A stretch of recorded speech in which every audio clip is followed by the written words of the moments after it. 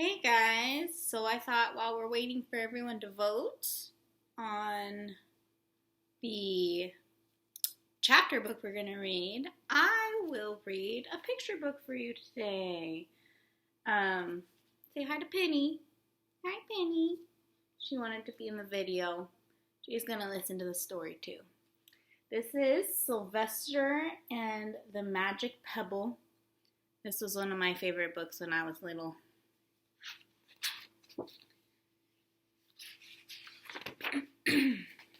Sylvester Duncan lived with his mother and father at Acorn Road in Oatsdale.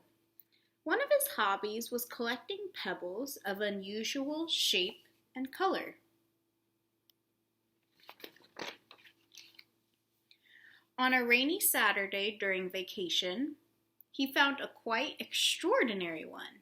It was flaming red, shiny, and perfectly round, like a marble.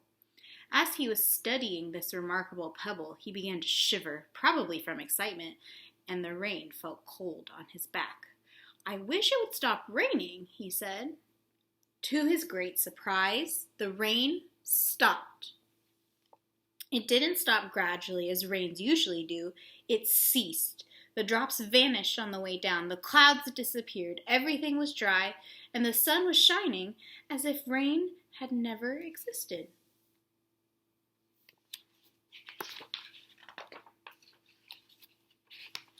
In all his young life, Sylvester had never had a wish gratified so quickly. It struck him that magic must be at work, and he guessed that the magic must be in the remarkable-looking red pebble, where indeed it was. To make a test, he put the pebble on the ground and said, "I wish it would rain again." Nothing happened. But when he said the same thing holding the pebble in his hoof, the sky turned black. There was lightning and a clap of thunder, and the rain came shooting down. "What a lucky day this is," thought Sylvester. "From now on, I can have anything I want. My father and mother can have anything they want. My relatives, my friends, and anybody at all can have everything anybody wants." He wished the sun shined back in the sky, and he wished a wart on his left hind fetlock would disappear, and it did. And he started home, eager to amaze his father and mother with his magic pebble. He could hardly wait to see their faces. Maybe they wouldn't even believe him at first. As he was crossing Strawberry Hill, thinking of some of the many, many things he could wish for, he was startled to see a mean, hungry lion looking right at him from behind some tall grass. He was frightened. If he hadn't been so frightened, he could have made the lion disappear, or he could have wished himself safe at home with his father and mother. He could have wished the lion would turn into a butterfly, or a daisy, or a gnat. He could have wished many things, but he panicked and couldn't think carefully. "I wish I were a rock," he said, and he became a rock. The lion came bounding over, sniffed the rock 100 times, walked around and around it, and went away, confused, perplexed, puzzled, and bewildered. "I saw that little donkey clear as day. Maybe I'm going crazy," he muttered.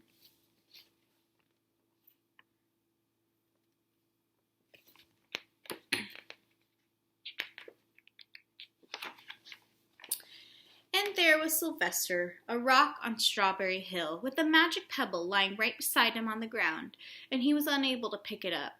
"Oh, how I wish I were myself again," he thought, but nothing happened. He had to be touching the pebble to make the magic work, but there was nothing he could do about it. His thoughts began to race like mad. He was scared and worried. Being helpless, he felt hopeless. He imagined all the possibilities and eventually realized that his only chance of becoming himself again was for someone to find the red pebble and to wish that the rock next to it would be a donkey. Someone would surely find the red pebble. It was so bright and shiny. But what on earth would make somebody wish that a rock were a donkey? The chance was 1 in a billion at best. Sylvester fell asleep. What else could he do? Night came with many stars.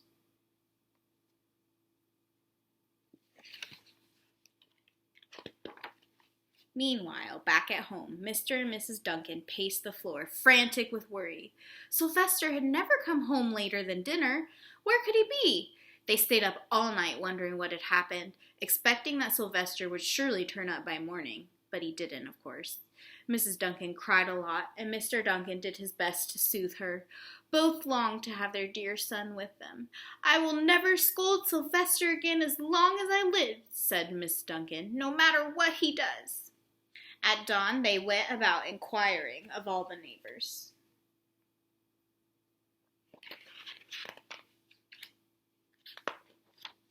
They talked to all the children, the puppies, the kittens, the colts, the piglets. No one had seen Sylvester since the day before. They went to the police. The police could not find their child.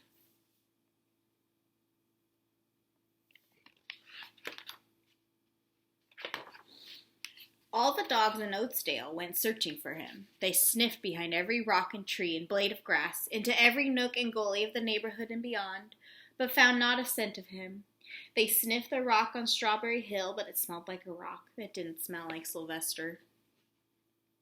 So many dogs. Oh my gosh.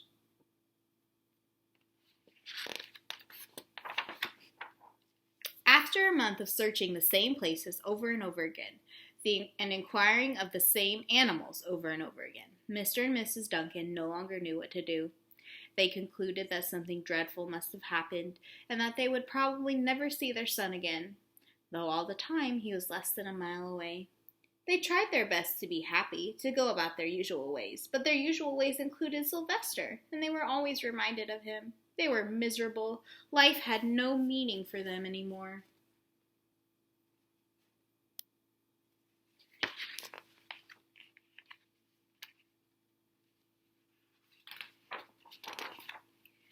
Night followed day, and day followed night, over and over again. Sylvester on the hill woke up less and less often. When he was awake, he was only hopeless and unhappy. He felt he would be a rock forever, and he tried to get used to it. He went into an endless sleep. The days grew colder. Fall came, with the leaves changing color. Then the leaves fell, and the grass bent to the ground.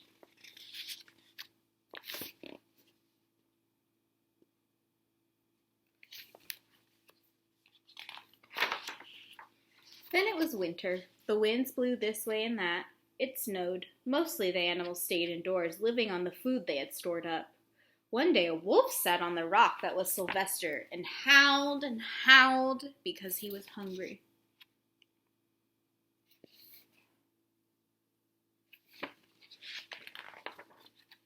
Then the snows melted, the earth warmed up in the spring, and things budded. Leaves were on the trees again. Flowers showed their young faces.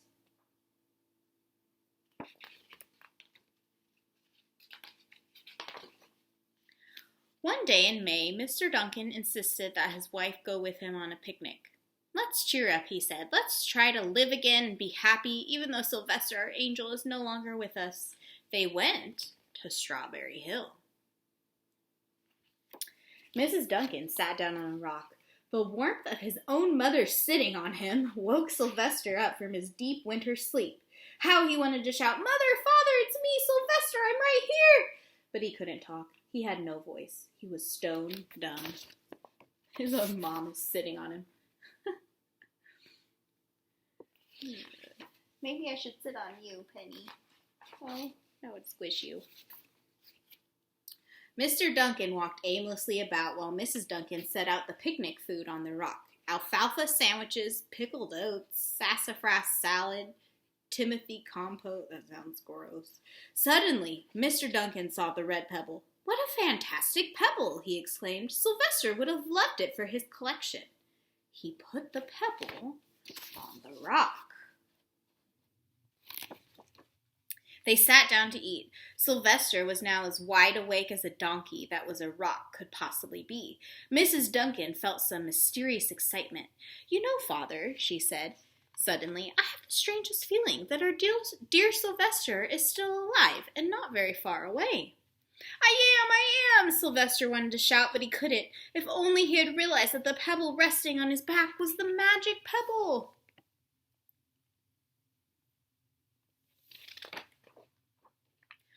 Oh, how I wish he were here with us on this lovely May day, said Mrs. Duncan. Mr. Duncan looked sadly at the ground.